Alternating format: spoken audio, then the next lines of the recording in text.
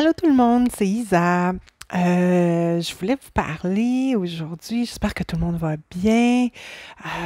On est en plein milieu de ce beau redout d'été, dernier redout avant que novembre nous prenne avec le froid. Fait que j'espère que vous en profitez bien. J'espère que vous profitez de la belle lumière pour vous énergiser. Moi, en tout cas, c'est ce que j'ai essayé de faire. Puis aussi, je voulais vous parler aujourd'hui au niveau de l'entraînement, au niveau du sport, au niveau de l'activité physique. Euh, je sais que, bon, avec les gyms qui sont fermés, tout ça, chacun essaie de trouver une façon de continuer à bouger. Euh, une belle façon de continuer à bouger, c'est de faire des activités évidemment à l'extérieur. Je sais qu'on peut ramasser des feuilles, on peut aller se promener en nature. Mais en fait, moi, ce que je voulais vous parler, c'est au niveau du temps.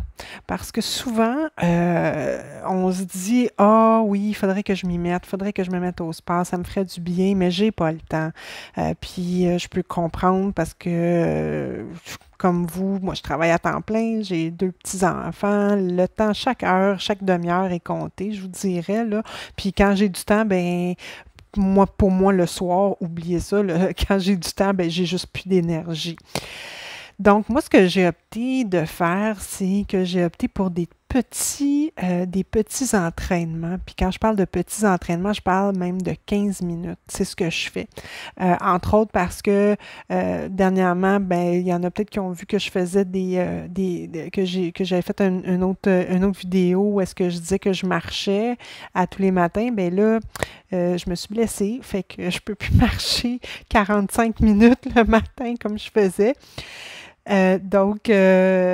Sous les conseils de mon ostéopathe, j'ai opté pour des courtes périodes d'entraînement et puis je vous dirais qu'au niveau de énergiser, de donner de l'énergie, puis même au niveau de l'efficacité, c'est très, très efficace.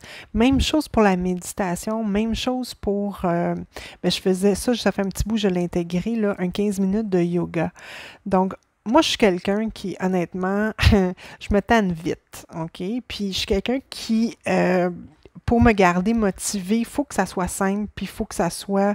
faut pas que ça dure trop longtemps. Même, je vous dirais, là, une chance que j'ai un conjoint qui fait très bien à manger, puis que ça ne dérange pas de passer beaucoup de temps dans la cuisine à faire à manger, parce que moi, honnêtement, un repas qui prend plus que 20 minutes, je suis pas là. Donc ça, c'est mon niveau de tolérance à ce qui est long puis à ce qui prend du temps. Ce qui fait que 15 minutes pour moi, c'est le chiffre magique pour être en mesure de maintenir une constance dans l'entraînement. Comme là, j'ai découvert le HIIT, H-I-I-T en anglais, c'est High Intensity Interval Training. Ben ça, mes amis, j'ai trouvé ça sur YouTube, mais bon, ça se pratique en gym. Puis on parle d'entraînement intervalle, c'est 30 secondes très intense, 30 secondes de repos entre chaque, puis on fait des répétitions de 5 ou 10 exercices. Puis honnêtement, 15 minutes, là, pour moi, c'est magique dans le sens où si je me cherche plein de raisons de ne pas le faire, c'est bien, bien difficile de me convaincre que j'ai pas 15 minutes à donner à ça. Comme je suis quelqu'un qui aime pas souffrir quand je m'entraîne, ben je me dis c'est juste 30 secondes, puis après ça, j'ai 30 secondes pour respirer. C'est juste 10 exercices qui vont durer 30 secondes chaque, puis je le fais deux fois. Donc, pour toutes les petites diversions mentales que je pourrais utiliser pour pas le faire, puis moi, je suis bien forte là-dessus pour me convaincre que j'ai pas le temps, puis que j'ai pas l'énergie, puis que c'est long, puis que j'aime pas ça, puis bon. Ben, tout ça, c'est tout déjoué par le petit 15 minutes. Puis honnêtement, je peux vous dire que c'est vraiment efficace. C'est surprenant. De un, au bout de 15 minutes, j'ai chaud. Puis c'est pas à cause de ma préménopause.